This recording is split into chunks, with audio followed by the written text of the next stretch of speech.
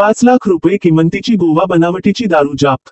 कोल्हापूर हडलगे येथील भरत संतू पाटील 45 यांनी आपल्या पोल्ट्री फार्म व चारचाकीत गोवा बनावटीची दारूचा साठा करून ठेवल्याची माहिती राज्य उत्पादन शुल्क विभागाला मिळाली।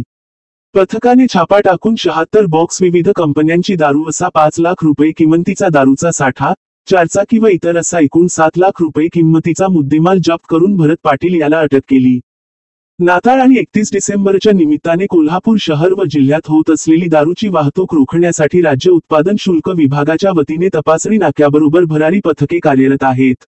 गडहिंग्लज तालुक्यातील हडलगे येथील भरत पाटील यांनी आपल्या शेतात असलेल्या पोल्ट्री फार्ममध्ये व चारचाकीत विविध कंपन्यांची दारूचा साठा करून ठेवला असल्याची माहिती राज्य उत्पादन शुल्क विभागाला मिळाली होती। त्यानुसार या पथकाने कारवाई केली।